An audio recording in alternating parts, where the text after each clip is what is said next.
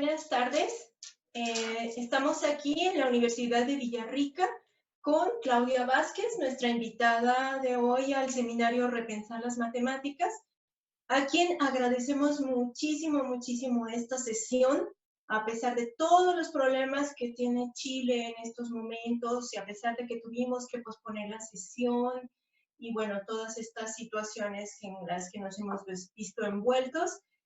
Claudia aceptó hacer esta sesión. Te lo agradecemos muchísimo, Claudia. También te agradecemos mucho habernos recibido aquí en esta universidad, en la Pontificia Universidad Católica de Chile, desde donde estamos transmitiendo, y nos recibió en esta, su oficina, su bonita oficina, llena de materiales didácticos. Muchísimas gracias, Claudia. Gracias, Blanca. Bueno, agradecer a Blanca la invitación y bueno, iniciar la conversación. Gracias a Blanca también por venir desde Osorno hasta, bueno, desde México a Osorno, de Osorno hasta Villarrica, al campus Villarrica de acá, y esperamos que sea de utilidad el seminario de hoy. Sí.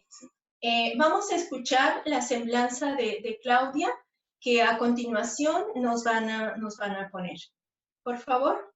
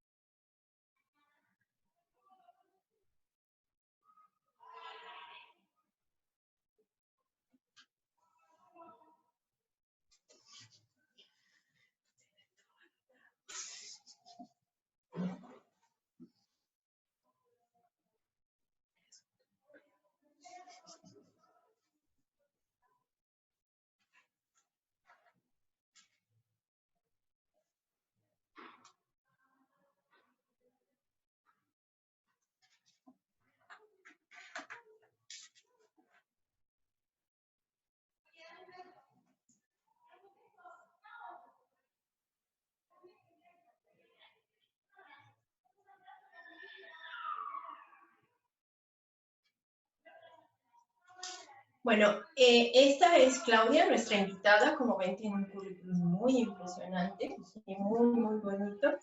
Y en esta sesión vamos a estar platicando con ella alrededor de 3 de sus artículos que están puestos en la plataforma del seminario Repensar las Matemáticas, aunque la sesión va a estar dirigida principalmente al primero y al segundo. Créanme, los 3 son muy disfrutables. Uno es el de la revista Números, Enseñanza de la Probabilidad en Educación Primaria, un desafío para la formación inicial y continua del profesorado. El otro es de Rencima, Surgimiento del lenguaje probabilístico en el aula de educación primaria. Y el otro es de la revista Educación Matemática, que se llama Aproximación al conocimiento común del contenido para enseñar probabilidad desde el modelo del conocimiento didáctico. Los tres marcan pautas de las líneas de investigación de Claudia y además nos hacen ver cómo va haciéndose preguntas cada vez más concretas y cómo el análisis de ciertas cosas también le va marcando rumbos hacia qué investigar, hacia cómo proponer, hacia qué hacer en este campo que es la didáctica de la probabilidad. Yo disfruté mucho leer tus 3 artículos, Claudia, fue muy bonita experiencia. Y me gustaría comenzar preguntándote por el artículo de la revista Números, que es el más antiguo, que es el de 2014. Y en ese artículo tú nos hablas de un análisis que hacen Alfonsina y tú sobre los currículos españoles y chilenos y también miran esos currículos a través de estándares internacionales que han hecho análisis sobre cómo enseñar la probabilidad en los niveles básicos. Y se concluye que hay una tendencia a establecer un desarrollo progresivo del conocimiento probabilístico a lo largo de todo el nivel básico y una preocupación por la vinculación de estos conocimientos con otros ámbitos del saber y con la vida diaria. Entonces, el desglose que haces es muy interesante, no solo por este desglose que va apareciendo y por la forma en que así como que hasta parece que yo creo que está hecho un poco adrede y que sí están tomando tanto los currículos españoles como el chileno, estas directrices internacionales que ya se venían dando sobre esta preocupación de la enseñanza de la probabilidad y la estadística. Digo, perdón, de la enseñanza de la probabilidad. Pero también lo que yo noté es que hay una relación entre la probabilidad y la estadística. Se favorece una relación entre la probabilidad y la estadística. Entonces, me gustaría mucho que nos contestaras en qué favorece esta vinculación al desarrollo del razonamiento probabilístico en particular. Y también, ¿qué dificultades se pueden llegar a presentar con esta vinculación entre estas dos vertientes? Bueno, primero contar un poquito, qué bueno que hayas disfrutado las lecturas. Y del artículo de la revista Números que señalas, tenía por finalidad hacer como un barrido sobre lo que requieren conocer los profesores para enseñar probabilidad en educación primaria, educación básica.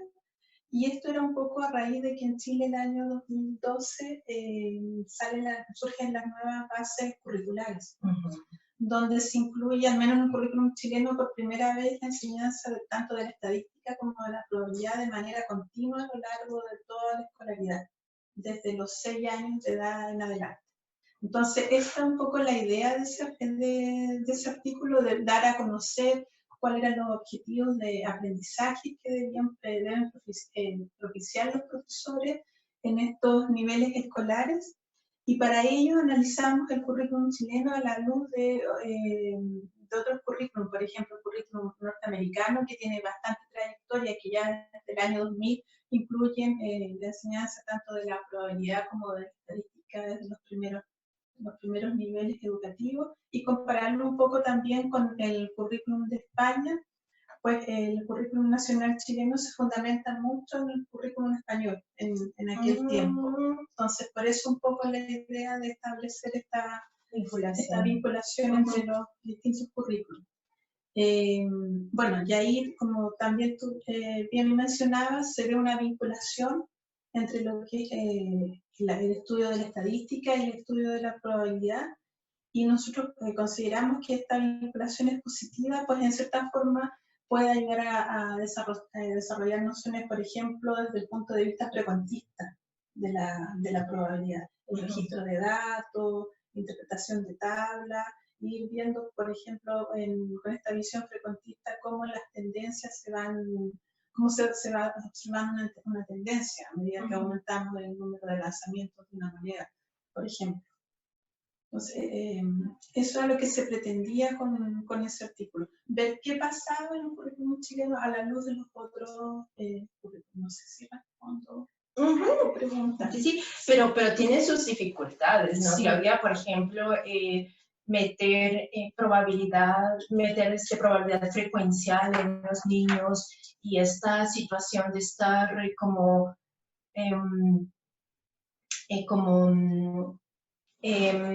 a la luz de traer datos, de estar tomando datos.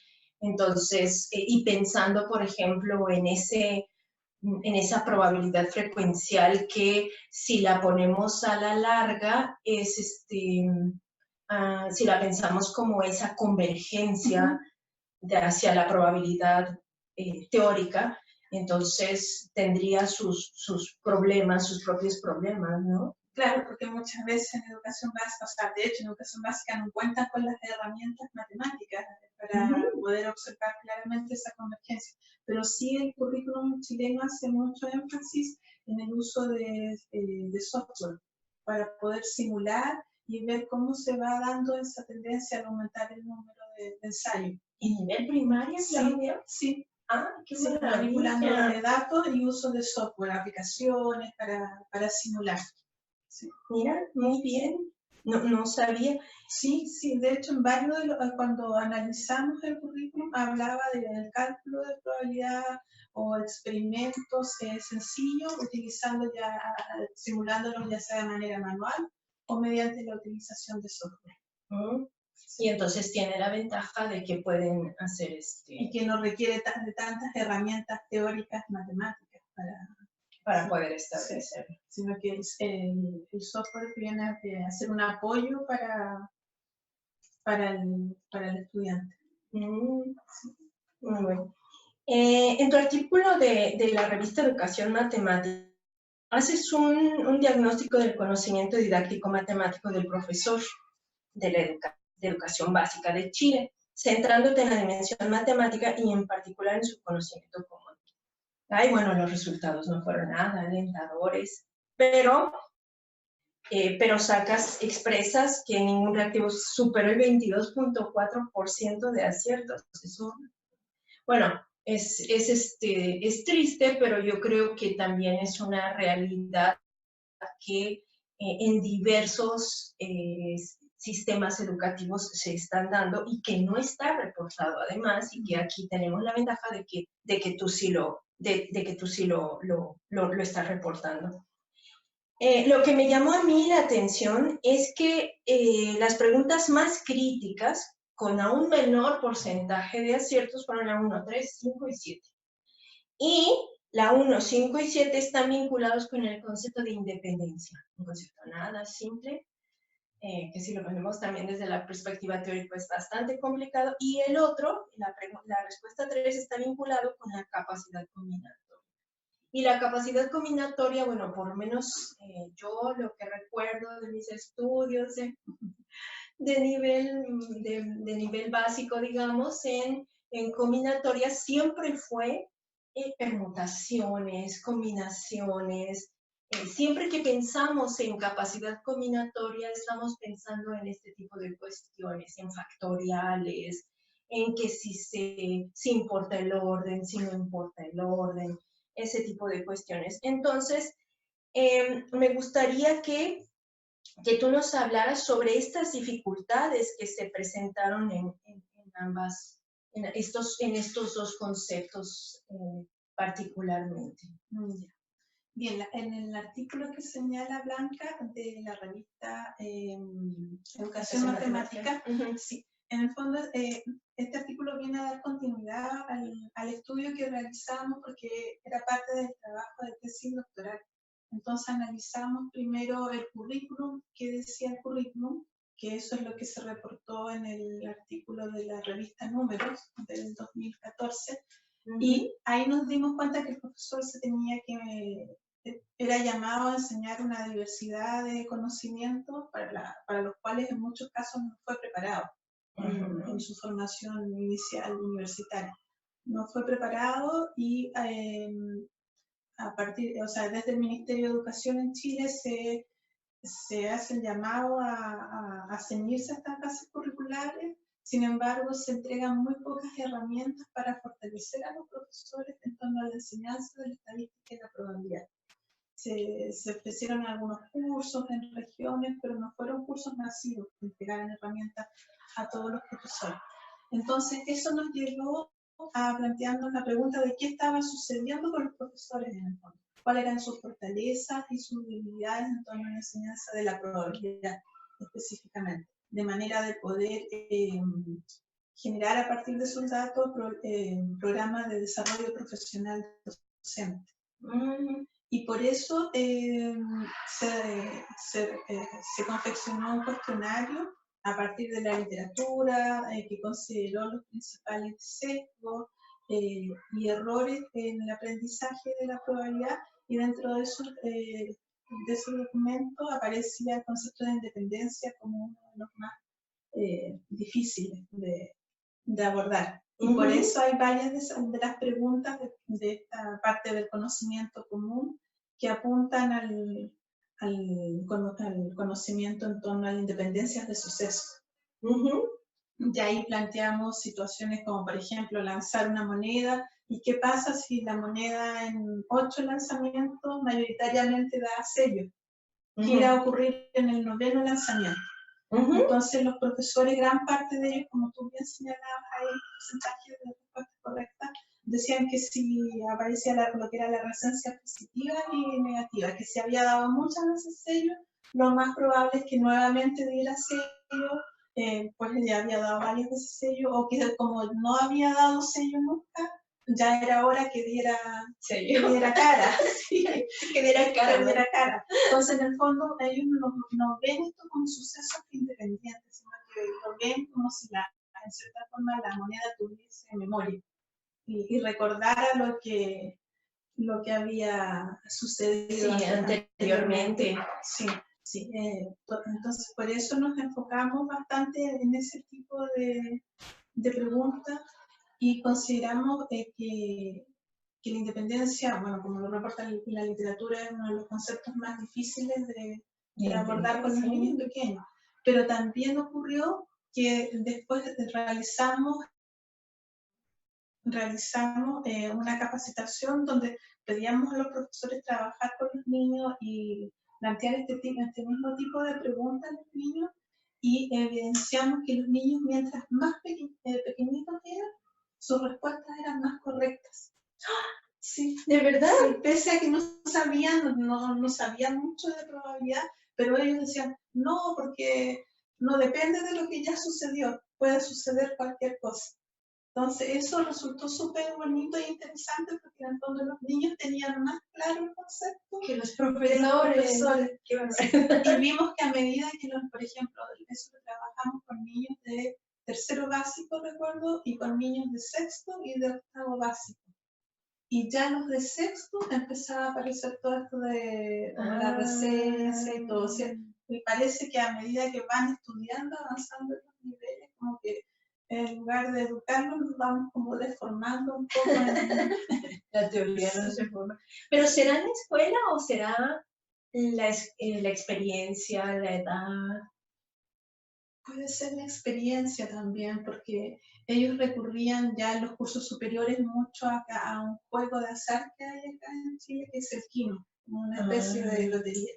Y ellos decían, no, es que mi mamá dice que mientras más veces juegue la lotería, cada vez tiene más posibilidades de ganárselo, porque como nunca ha ganado, entonces como que esas experiencias quizás van como contaminando, por así decirlo, como su visión de la probabilidad, que cuando eran más pequeñitos era más pura y más certera. Menos influenciada por sí. lo que estaba pasando. Sí. Y es que es muy difícil ese concepto realmente. Sí. Yo doy clases de probabilidad en la universidad y comprender qué es la independencia, o tú sabes, por ejemplo, todas las pruebas de hipótesis, la mayoría de las pruebas de hipótesis suponen independencia. Y eso es lo último que se verifica en los datos, ¿no? Sí, y en cuanto a lo de combinatoria, también sucede un poco lo mismo, porque cuando analizamos el currículum vimos que todo lo de de la combinatoria estaba en el último curso de educación primaria, Ujú. octavo año básico, y que bueno, los profesores por lo general no lo analizaban, no lo veían, pero sí con los chiquititos, un segundo básico, hicimos una experiencia de vestir a una muñeca. Ajá. Para vestir una muñeca, no recuerdo bien, pero por ejemplo con 3 poleras de distintos colores y dos faldas, Ajá. y ellos iban ensayando y deducían el principio multiplicativo a partir de esa experiencia con la caja de muñecas. Ay, mira, Sí. qué bien. Sí. Y ya después presentamos esa misma actividad a niños más grandes y trataban de buscar la fórmula, no manipulaban, porque los chiquititos iban directamente a manipular y en algún momento después de manipular varias veces dicen, no, pero no es necesario porque hay que multiplicar. En cambio, los grandes, los niños ya mayores no querían manipular, sino que buscaban directamente la fórmula. Decían, no, pero si para esto tiene que haber una fórmula, tiene que haber una fórmula. Y eso, a la búsqueda de la fórmula, los cegaba, de cierta manera. Y no llegaban a deducir el principio multiplicativo. Mira, Sí. o sea, los niños en realidad era más complicado era más complicado cuando se tienen fórmulas. Sí. Y es porque que ellos buscan como una fórmula, porque una fórmula se lo tiene que dar en el fondo. Es el pensamiento. Y no que lo puedan deducir a partir de ir ensayando, ir probando de cuántas maneras diferentes vestir. Mira qué interesante. Bueno, sí es cierto, sí es cierto. Generalmente lo que nosotros como más adultos hacemos ya no es experimentar, sino es buscar la fórmula que nos va a dar. Sí, me causa mucha curiosidad porque muchas veces cuando tienen que realizar cálculos igual, si es independiente, o sea, si están haciendo una unión, una intersección, la pregunta que hacen los estudiantes es que si tienen que multiplicar o sumar. Claro. Es que eso vimos también, que los niños pequeños están más abiertos a manipular, a equivocarse, a ensayarlo una y otra vez.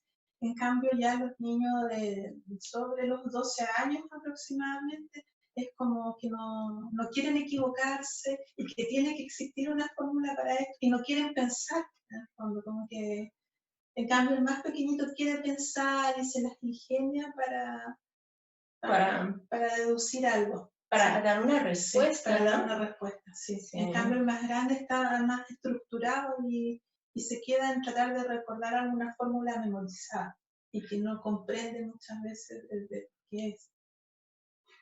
Aquí lo difícil es ver cuándo estructurar, ¿no? Sí. O cómo estructurar, porque de manera que eso no se pierda, lo que había de más pequeñito, que era más puro y más adecuado, que no se pierda en el transcurso de los cursos. Claro, sí, qué complejo es. Sí.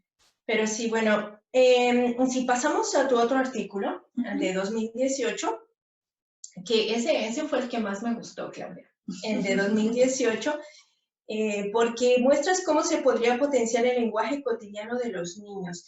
Además, ahí sí hay una experiencia con los niños, en nosotros dos no, es más una experiencia, pero aquí sí muestras una experiencia con los niños, de las primeras nociones de azar y probabilidad.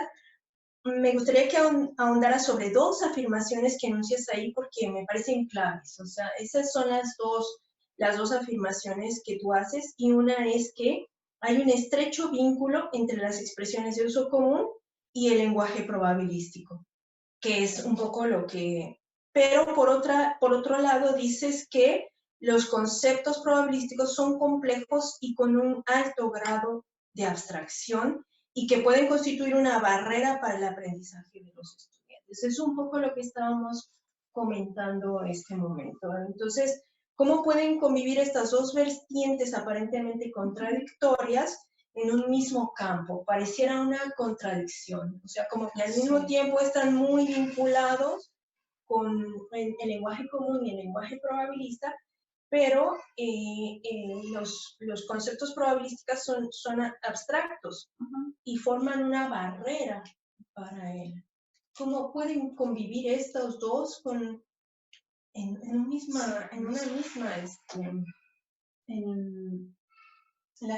cuando tú citas ahí el estrecho vínculo entre las expresiones de uso común y el lenguaje probabilístico? Ahí esa experiencia consistió en trabajar el lenguaje probabilístico con los niños sin que ellos tuviesen que calcular nada, sino que se generó una actividad donde se presentaron distintas fichas con afirmaciones. Y había un tablero con distintas escalas de posibilidad de ocurrencia que iba desde lo imposible hasta lo seguro. Hablaba de lo imposible, algo poco posible, algo seguro, algo poco seguro y algo seguro. Entonces ellos tenían que ir clasificando estas distintas afirmaciones en algunas de estas categorías. Entonces, ahí afloraban nociones como que cuando algo es imposible. Y se veía que había una relación entre lo que ellos usaban del lenguaje común con este lenguaje de probabilidad, con este lenguaje probabilístico. Y que a partir de esta clasificación de cuando yo digo que algo es imposible, por ejemplo, había una ficha que mostraba que decía que el volcán Villarrica haga erupción durante este año. Esa ficha era bastante a propósito porque hace poco había hecho erupción el volcán que tenemos acá en Villarrica. Y que desde aquí lo vemos. Y que estaba en ese momento continuaba con alerta naranja, entonces era muy posible que fuera a realizar erupción nuevamente, pero no sabíamos qué tan posible era en términos cuantitativos. Sí. Entonces ahí ellos iban viendo eso y también veían que que decíamos que era muy posible porque conocíamos información al respecto. Información que en cierta medida condicionaba el grado de posibilidad que estábamos asignando. O bien había otra ficha que decía, puede que llueva durante los próximos 5 días. Cuando se realizó eso también estábamos en invierno. Y estamos en el sur de Chile, que es muy lluvioso, entonces también era muy imposible que fuera a llover nuevamente durante los próximos días, porque llueve mucho. Entonces ellos veían cómo esa información previa que tenemos respecto a algo va a condicionar en el fondo en cómo lo vamos clasificando, de acuerdo a esta escala cualitativa de posibilidad de ocurrencia. Por eso se afirma que hay un vínculo en este lenguaje común, que también está condicionado por las experiencias, y este lenguaje probabilístico en términos de escala cualitativa que después me va a llevar a cuantificar la probabilidad de ocurrencia de un suceso. Sí, en ese sentido iba esa afirmación. Y la otra afirmación, bueno, que dice que son complejos y con un alto grado de abstracción y pueden constituir una barrera para el aprendizaje de los estudiantes. Los conceptos probabilísticos se refería a que muchas veces hemos observado también que el profesor dice, ya, hoy es la clase de probabilidad y la probabilidad, los casos favorables, es partido por los casos totales.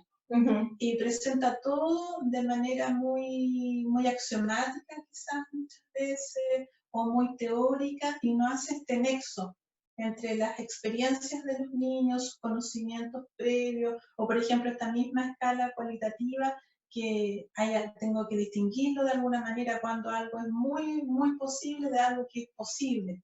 Entonces a eso se refiere, que en el fondo tengo que hacer ese paso y no presentarlo así de manera tan seca, en el fondo, el contenido, sino que hacer como un enganche, un trabajo previo desde el contexto de los estudiantes.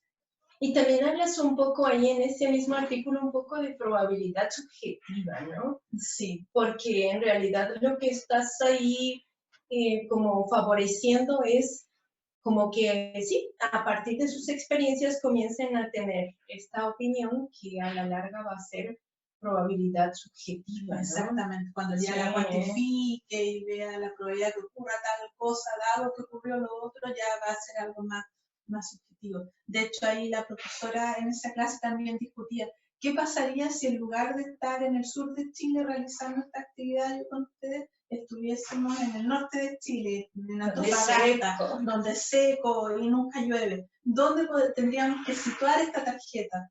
Y los niños decían, no, es imposible, porque es el norte y hay sequía y nunca llueve. Entonces veían cómo eso iba cambiando en función de la información previa de la cual ellos disponían.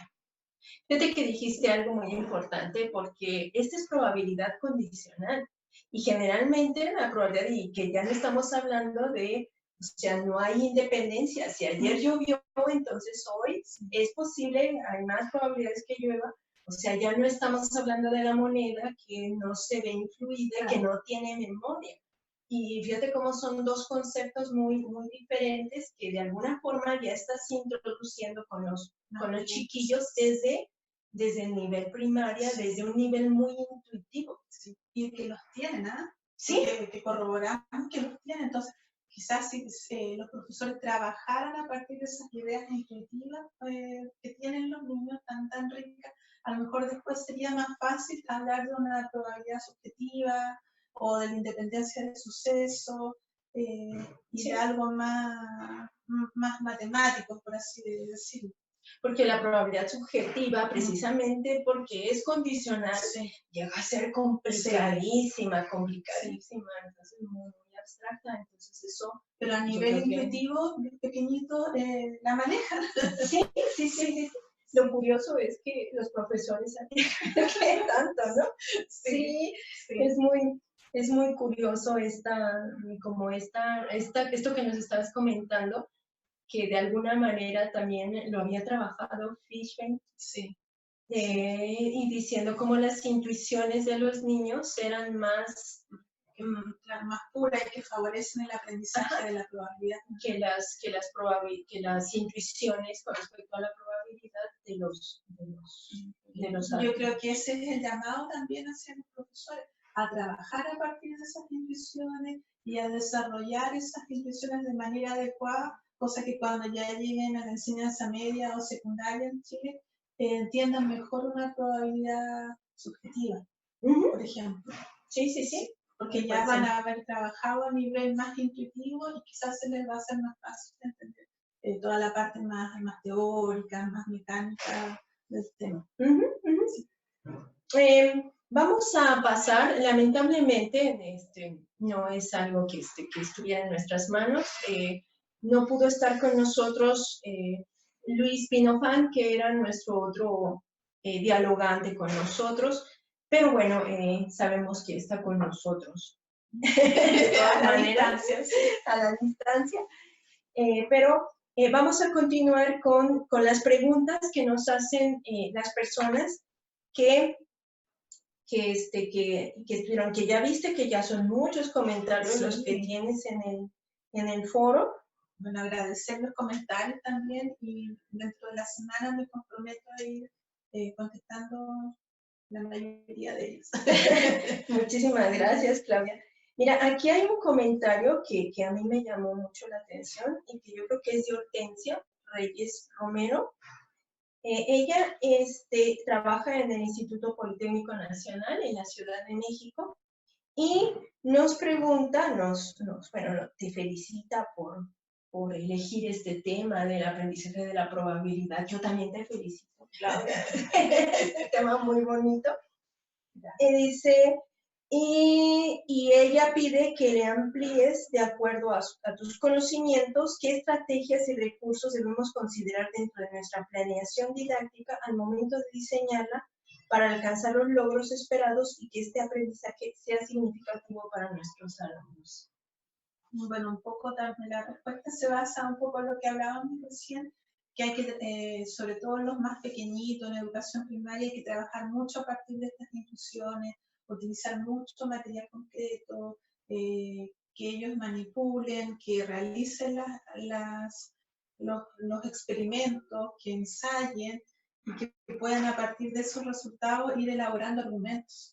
Entonces, mucho a partir del material manipulativo, más que tanto centrarse en la fórmula muchas veces, porque los profesores por lo general hemos visto que están preocupados de que los chicos se aprendan la fórmula y después empiezan a sumar probabilidades y como que la probabilidad se diluye y ya no estoy en algún momento, dejo de estar en una clase de probabilidad y estoy en una clase de aritmética. Sí, Entonces, de matemáticas. de matemáticas, de sumar fracciones, etcétera, o de calcular porcentaje, y la probabilidad desaparece. Entonces, entonces se ve ese apuro del profesor porque aprendan la fórmula, porque sepan cuándo hay que sumar o cuándo hay que multiplicar, pero más que eso hay que irse al trabajo con las intuiciones, con materiales manipulables adecuados. Sí. Claudia me mostraba antes de la sesión muchísimas fotos y cosas que tiene de chiquitos trabajando con materiales y viendo, pero bueno, lamentablemente por la prisa que tuvimos en esta sesión no pudimos llevar a cabo tener más preparado eso, pero bueno, trataremos de ponérselos en la página para que ustedes vean esas fotos con esos niños manipulando cosas y poniendo preguntas de la que me acuerdo que mencionabas, era algo así como ¿cuál es tu color favorito? Sí. Y entonces todos iban poniendo en un diagrama, como en una especie de diagrama, pero pues no era un diagrama, sino que era una cartulina grande, en donde ellos tomaban como especies de fichas, iban colocando, no, a mí me gusta el rojo, a mí el amarillo, y se iba viendo cómo era el comportamiento de las gráficas. Ajá, una especie de gráficas, de barras, en donde los chiquitos iban colocando el color favorito y se iba viendo la tendencia de cuál era el color favorito en el total, o cómo llegar a la escuela hoy.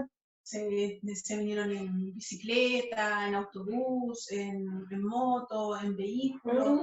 Entonces se les entrega un dibujo que ellos pinten como vinieron a la escuela hoy y que lo vayan graficando o que lo representen de alguna manera. ¿Cómo vamos a representar o cómo podemos saber cuál es el medio de transporte más utilizado dentro de los estudiantes del curso? Y ellos van pegando y si queremos saber más respecto del colegio, cuál es el más utilizado, salen a encuestar a los distintos cursos. Y eso también los ayuda, por otro lado, a desarrollar personalidad, a ver que pueden salir fuera de la sala de clase a trabajar estos conceptos o resolver problemas cotidianos, quizás del colegio. Entonces hay varias actividades en que ellos se involucran. Mira qué bonito, muy interesante, Claudia, nos tienes que dar clases de eso. Desde que me llamó mucho la atención la pregunta de Hortensia, porque también ella menciona, bueno, que son los profesores de educación primaria, los de nivel básico. Pero después Fabiola le contesta que no solo los profesores de primaria, sino que, se está refiriendo a que hay más profesores de otros cursos. Y es que yo también pienso que hay un problema fuerte en las generaciones, por ejemplo, que ahorita están llegando a secundaria o a universidad, porque no traen ese bagaje de probabilidad y estadística, esto que apenas se está insertando dentro del currículo, que apenas se le está pidiendo a los profesores que comiencen a manejar. Digo, esto que tú me platicas es con niños, con chicos que ahorita están, pero por ejemplo, los estudiantes con los que yo trabajo, pues no tuvieron ese tipo de experiencias, ¿no? Y que tampoco los profesores los tuvieron. Entonces sí hay un problema. Entonces, bueno, desde mi perspectiva, pues si no lo tienen, yo creo que este tipo de experiencias igual podrían ayudar a los profesores y a los estudiantes de unos niveles superiores, ampliando ese panorama, porque pues si no lo tienen, pues hay que dárselo y no hay que lamentar mucho que... Y muchas veces también hacer que tomen conciencia que de una u otra forma ellos sí están trabajando su contenido, a lo mejor muchas veces en el aula. Que, por ejemplo, nos ha tocado en trabajos con profesores mostrar actividades, por ejemplo, la del color favorito o la elección del presidente de la clase, del curso, y dicen, pero eso es estadística, y lo puedo vincular, o no se me había ocurrido que lo estaba, y se dan cuenta que lo estaban haciendo, pero no de manera consciente. Claro. Entonces también concientizar a los profesores y que se den cuenta que ellos lo pueden hacer, pese a que no recibieron esta formación o que no tuvieron estos cursos durante su formación inicial docente, y apoyarlos también a que sean conscientes de esto. Sí, que sean más conscientes de qué es lo que están enseñando, ¿no? Sí. Sí, sí, sí. Y de que se puede, porque tienen miedo reconocen la utilidad de la probabilidad y la estadística, pero tienen miedo a enseñarlo. Entonces también va a quitar un poco ese miedo. Sí. También. Y lo cierto es que, bueno, yo creo que si los profesores se ven influidos por este tipo de cuestiones que tú estás viendo, pues nuestro futuro va a ser más esperanzador, ¿no? Sí. Precisamente hay una pregunta de Fabiola que también nos agradó, que te dice en el artículo que presentan, Enseñanza de la probabilidad en educación primaria, un desafío para la formación inicial y continua del profesorado, describen una serie de objetivos de aprendizaje para los 6 niveles educativos básicos y sus respectivos indicadores. Sin embargo, tienen una forma de medir los niveles de logro respecto a los indicadores, porque considero que es importante trazarse objetivos, pero ¿cómo saber si se están logrando? Sí, ese es un tema que está al debe en nuestro actual currículum. Aparecen los objetivos de aprendizaje para las distintas temáticas y los distintos cursos, y hay indicadores, pero no hay niveles asociados a esos indicadores de logro. Sí hay ejemplos de actividades que se pueden realizar y que atienden a esos indicadores, pero no hay niveles estipulados. Quizás ahí también estamos un poco al debe, y se tendría que tender a definir quizás ciertos niveles para que el profesor sepa dónde se encuentran sus estudiantes y que pueda ir avanzando dentro de eso. Quizás sea un trabajo importante de realizar en ese sentido, de tratar de definir esos niveles y actividades para esos niveles. Claro. De enseñanza-aprendizaje. Porque sí es muy importante la evaluación de los currículos. Es algo como que marca la pauta, en el fondo, el camino a seguir. Claro, sí. Claro, porque después vienen unos currículos, se quitan, se ponen otros y no se evalúan. Entonces es algo como que sí habría que considerar, pero desgraciadamente es algo más que va más allá de las aulas, que va más allá de los profesores que nos dan, o de los formadores. Sí. En ese sentido sería interesante definir niveles de logro. O que se pudiera influir de alguna manera, como la NSTM está influyendo en el currículum de todo el mundo, de hecho, también ver la forma de vincular.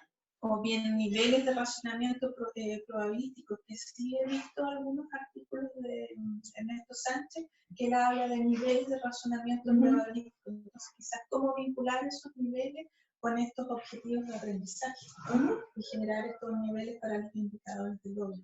Pero fíjate que aunque se tuvieran los niveles, Claudia, ¿cómo evalúas?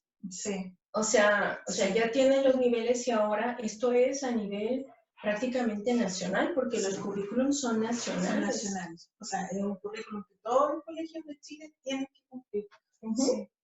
Sí.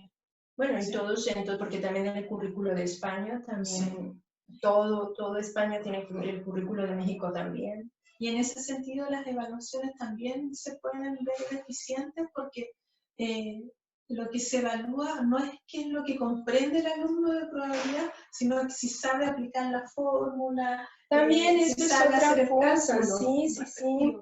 Y no si comprende qué es una probabilidad o qué diferencia entre una probabilidad y una posibilidad de ocurrencia.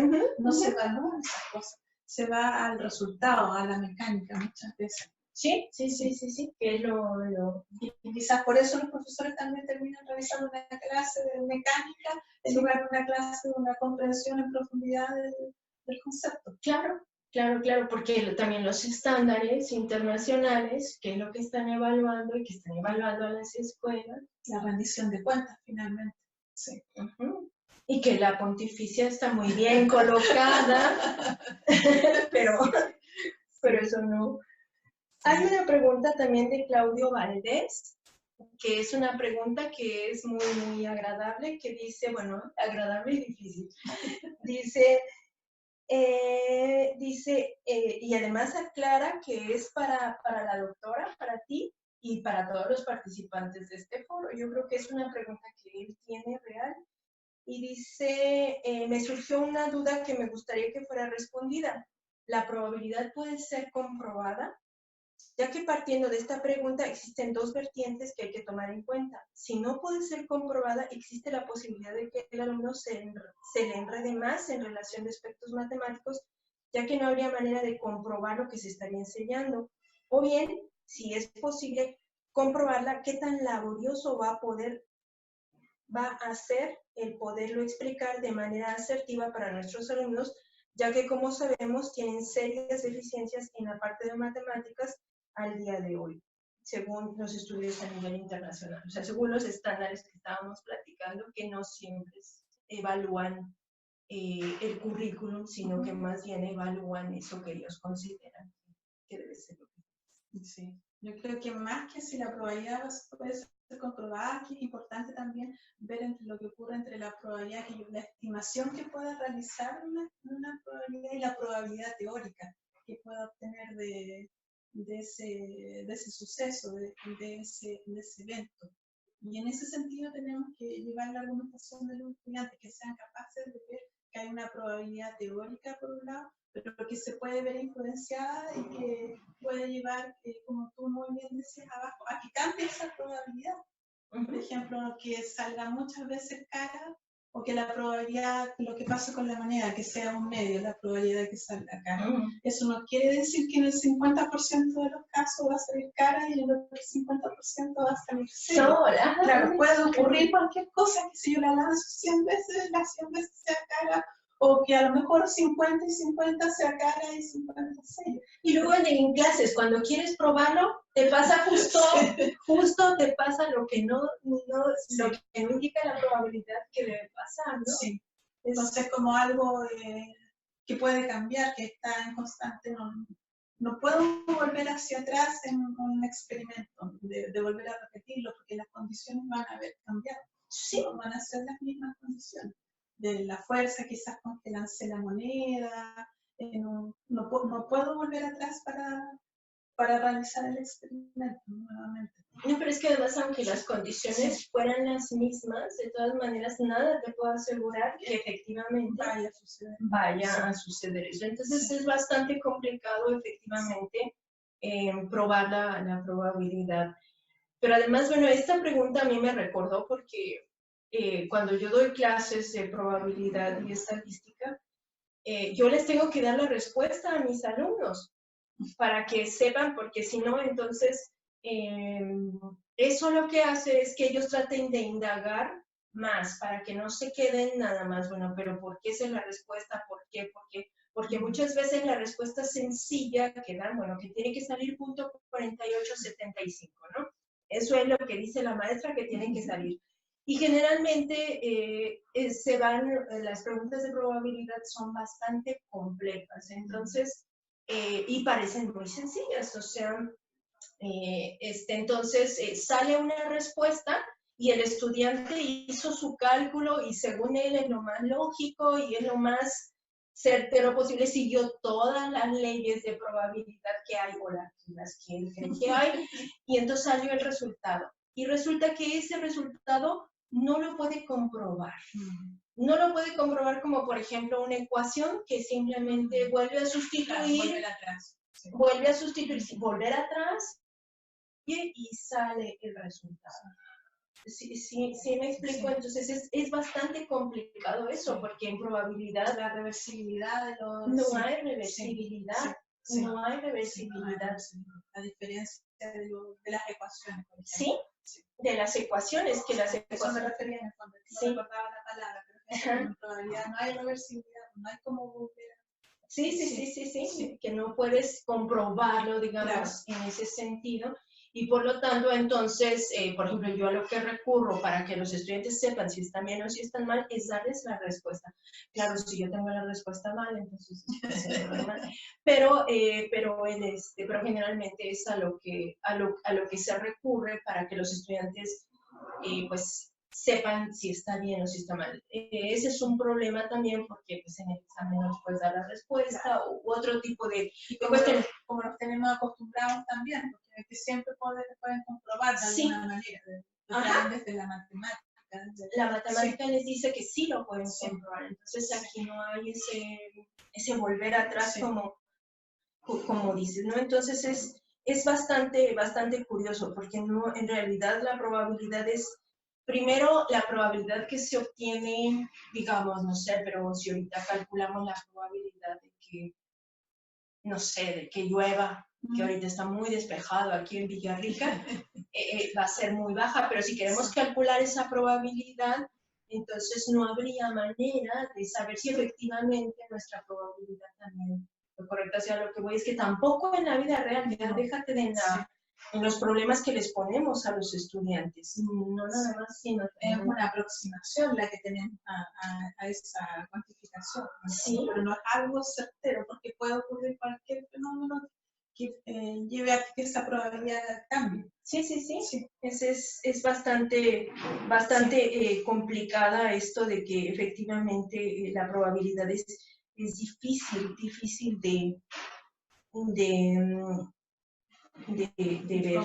de conjugar, claro, sí. Entonces vamos a ver otra, por ejemplo, aquí Rocío nos dice que es muy interesante la propuesta de preparar a los maestros de nivel básico para dar probabilidades de nivel preescolar. Mi pregunta es de acuerdo a mi experiencia en probabilidad en el nivel superior. Ella está en el CINE Zacatenco, es decir, en la Escuela Superior de Ingeniería, entonces, de Ingeniería Mecánica. Entonces, ella da clases en nivel superior. Dice, mi experiencia en probabilidad en el nivel superior, si sería mejor enseñarlos a leer y comprender lo que dicen las lecturas desde preescolar, ya que en el nivel superior la probabilidad se les dificulta, sobre todo porque no saben la probabilidad. O sea, dice, no saben interpretar lo que se les pide. El problema con una palabra que modifiques para decir lo mismo les causa mucha confusión. O sea, ahí está hablando un poco del lenguaje probabilístico.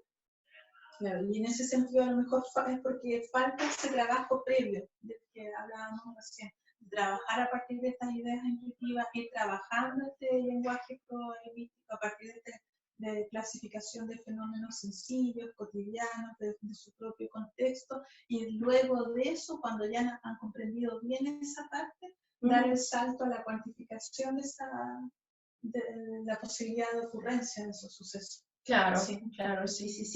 Pero fíjate, yo creo que también esta pregunta de Rocío está muy vinculada con este tipo de problemas que se hacen mucho en el nivel superior de la unión y del I y del O. También que, por ejemplo, esa es una de las cuestiones que les cuesta mucho trabajo porque el I en la vida cotidiana, el O, por ejemplo, en la vida cotidiana no incluye el I. En matemáticas incluso. ¿Sí? Sí. En matemáticas lo incluye, sí. U otro tipo de cuestiones que también, por ejemplo, tan solo los problemas de combinatoria que se trabajan en un nivel superior y el superior también son bastante complicados de entender, como que la probabilidad al mismo tiempo también tiene su propio lenguaje. Sí. Ahora, que es importante ir trabajando de a poco, porque en el fondo es ir cimentando el camino para lo que van a requerir después en los cálculos superiores. Sí. En lo que posteriormente pueden ellos aprender. Vamos a ver si tenemos una pregunta más. Tenemos hasta ahora 1 hora de... nos hace una pregunta Guillermina Ávila, del CECIT 11, dice que en la formación de profesores que han llevado a cabo y que registran en su investigación han utilizado alguna herramienta tecnológica que facilite dicha formación y a su vez permita mayor facilidad del aprendizaje y de la probabilidad de los estudiantes. ¿Alguna herramienta tecnológica para el aprendizaje de la probabilidad? En los profesores. En los profesores. Sí. Hace poco realizamos un estudio donde analizamos clases desde donde los profesores de educación básica enseñan probabilidad. Y analizamos dentro de varias cosas, analizamos cómo enseñan probabilidad, qué recursos, qué materiales utilizan y cómo eso en el fondo da cuenta también del currículum que tienen que enseñar. Porque en el currículum se señala explícitamente que hay que trabajar utilizando materiales manipulativos y software, lo dice el currículum. Y nos encontramos en estas clases que analizamos que los profesores no utilizan software y que utilizan muy pocos materiales manipulativos y que se van directamente al cálculo de probabilidades, que utilizan mucho el libro de texto.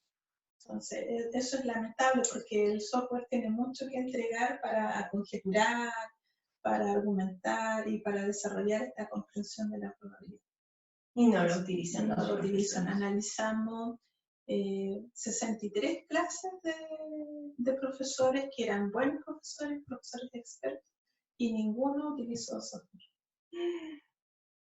¿Y por qué crees, a qué crees que se debe eso? ¿Será por las condiciones de las escuelas o por el mismo profesor? Por el mismo profesor, porque muchas veces tienen miedo, porque preguntamos también, muchas veces tienen miedo que si sientan al chico con un computador o con una tablet para simular, que se desordene la clase. Tienen miedo a que los niños se desordenen y que ellos no puedan controlar la clase. Entonces ese era el temor. Yo decía, bueno, ¿y por qué no utilizaron software o Excel o algo para graficar, por ejemplo, o algún simulador, que en internet hay muchos simuladores para ver las frecuencias, cómo se estabilizan? Y no, porque el curso se va a desordenar. Entonces tienen ese temor de usar software y que los niños se vuelvan locos. Y como ellos nunca utilizan software, lo más probable también es que en la primera clase los niños se vuelvan un poquito locos, pero ya en la segunda va a ser menos. Sí, pero al mismo tiempo, si no lo haces, es como lo que tú dices, si lo usan en la segunda clase ya sería... Sí, va a ser menos y se va a ir rompiendo un poco ese temor que ellos tienen. Claro, sí, claro. Pero también el llamado es eso, a que el profesor pierda el miedo y tenga más confianza en sí mismo y en que los alumnos van a poder aprender y van a poder trabajar bien utilizando tecnología. ¿Y hay cursos de capacitación enfocados a eso? Sí, pero hay muy pocos. En este momento hay muy pocos. Sí, hay muy pocos cursos. Sí. Y eso también lleva muchas veces a que la unidad de estadística y probabilidad no sea abordada o se deje para el final y ojalá y no alcancemos a verla o se la entregan al estudiante en práctica. Claro, que los segundos semestres en Chile por lo general llegan los estudiantes en práctica a las escuelas y es como, oh, qué bueno que llegaste, aquí está la unidad de estadística y probabilidad. Sí. A los futuros profesores, es a los que están, se descargan, bueno, los futuros profesores van a tener ya esa experiencia y ya van a ser... Tienen conocimiento, al menos más de lo que ellos, los profesores antiguos tuvieron. Claro. Porque ya en varias mallas de universidades chilenas ya hay cursos de estadística y probabilidad y algo de estadística y de la enseñanza también se ve en los cursos de didáctica. Antes no había. No había nada. En la malla de primaria. De los profesores. Sí. Sí, porque antes estadística y probabilidad no estaba en la educación básica, estaba en la educación media. Entonces era un trabajo que hacía el profesor de enseñanza secundaria. De ahí el desafío fuerte que tuvo Chile en 2012 cuando incorporaron cuando esto bajó a educación básica y siendo que antes era de segundo y cuarto año y medio de la educación secundaria. Algo así pasó en México, fíjate también, o sea, de repente en educación básica. Yo creo que en todo el mundo fue lo que pasó, que repentinamente comenzaron a tener probabilidad y estadística. Claro. Y el profesor, ¿qué hizo? Lo evita, y si no lo evita, se ciñe mucho con el libro de texto.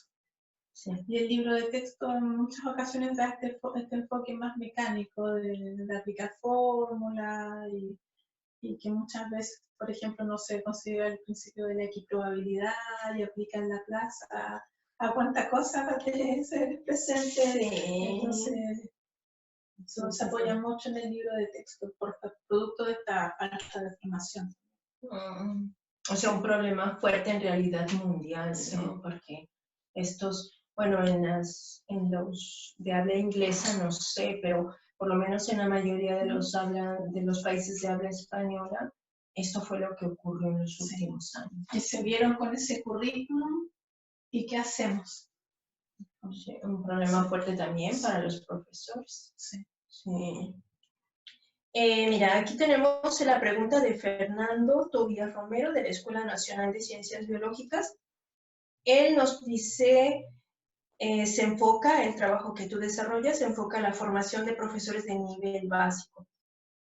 Y esta pregunta es muy complicada. Dice, ¿cuál es la respuesta en general que tiene el profesorado de nivel básico? ¿Cómo se conjuga la interacción de docentes que cuentan con fuertes bases didácticas y pedagógicas con profesionales de la matemática con fuertes bases teóricas de la probabilidad? Por otra parte, considerando la estructura cognitiva de los estudiantes de nivel básico, ¿cuál sería una edad adecuada para introducir al estudiante en los temas de probabilidad? Parto por la segunda, mientras pienso la primera. Ajá. Una edad adecuada para introducir al estudiante en los temas de probabilidad, yo creo que lo antes posible, incluso con niños de preescolar. Sí, por lo que comentaba. Sí. No van a calcular probabilidades numéricamente, pero sí van a desarrollar este lenguaje.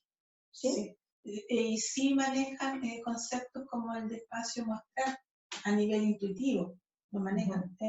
Realizamos un estudio donde hay un artículo también que salió hace poco publicado con niños de 4 a 5 años de kinder, que llamamos acá en Chile, donde la profesora les presentaba una pecera con peces de distintos colores, rojo, azul y verde parece que era, y les preguntaba si ella sacaba un pez de la pecera sin mirar, ¿qué podría ocurrir?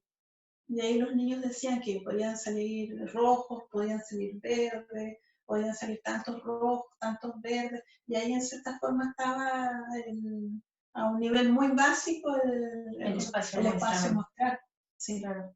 O después les presentaba 2 peceras y los hacía comparar probabilidades, en el fondo era una comparación de probabilidades. Les mostraba 2 peceras donde habían igual cantidad de peces, parece que eran 10 peces, no recuerdo bien, en ambas peceras, y en uno habían más peces rojos y en el otro habían más peces amarillos. Y si tengo que elegir una pecera ganadora, siendo la ganadora la que me va a dar un pez rojo, ¿cuál elegirían ustedes y por qué? Y aparecen argumentos donde los chicos en el fondo lo que están haciendo es comparar probabilidades, estas posibilidades de ocurrencia. Entonces yo creo que hay que introducir el tema lo antes posible. Sí, lo más pronto posible, sí. Desde temprana edad. ¿Y cómo se conjuga la interacción de docentes que cuentan con fuertes saberes, bases didácticas y pedagógicas con profesionales de la matemática, con fuertes bases teóricas? Yo creo que esa interacción debería ser en el sentido de complementarse muchas veces, porque también ocurre que el profesor de enseñanza media, por ejemplo, que tiene más bases teóricas sobre probabilidad, cree que no es posible enseñar estos conceptos a los niños pequeños y son más rígidos. En cambio, el profesor de básica, que tiene menos conocimientos matemáticos en torno al tema, a veces se las ingenia más y es más flexible. Entonces, quizás que se complementaran. Sería como en ese sentido de la pregunta, esa interacción, hay que complementarse. La parte como más didáctica con la parte más disciplinar. Sí, muchas veces el problema es precisamente Tú lo comentabas en uno de tus artículos, este querer formalizar, querer introducir toda la estructura teórica a edades tempranas, eso... Una prisa, sí, sí. Perjudica más de lo que nos puede beneficiar en términos del aprendizaje de los estudiantes, porque a la larga pues llegan a odiar la probabilidad. Y algo peor que es que pueden no llegar a darse cuenta de que está en todo nuestra vida, en todo nuestra... Desde que nos levantamos por la mañana y miramos la ventana para ver con qué nos vamos a vestir. Sí. Entonces eso puede, sí. Pero sí hay un gran problema entre estas dos vertientes. Sí. Bueno, Claudia, mira, el tiempo ya se nos fue rápidamente. ¿A que no lo sentiste? No. Y entonces, bueno, te queremos agradecer mucho esta interacción, esta plática que tuviste con nosotros, que contestaste las preguntas de algunos de las personas que se comunicaron contigo a través del foro. Y bueno, sí te queremos pedir que nos contestes o nos trates de contestar algunas, las que te parezcan más interesantes, las que veas que puedes contestar. Y bueno, pues no nos queda más que pues también agradecerles a las personas que nos siguieron a través de internet y recordarles que de la última sesión de este seminario, Repensar las Matemáticas, que es la sesión 115, que va a ser con la doctora Vilma Mesa en una transmisión desde Colombia y que se va a llamar Tecnologías, Recursos y Herramientas para la Educación Matemática Universitaria. Los invitamos a que estén pendientes y bueno, Claudia, te agradecemos muchísimo este tiempo que nos diste y este esfuerzo tan grande que hiciste. No, el esfuerzo es tuyo de venir desde México hasta Villarrica. Bueno, agradecer a ustedes también la invitación, ojalá les haya gustado la conversación y bueno, y quedo disponible para cualquier consulta y con ganas de seguir interactuando y me comprometo nuevamente a responder las preguntas. Gracias, Blanca. Gracias a ti, Claudia. Bueno, pues muchísimas gracias.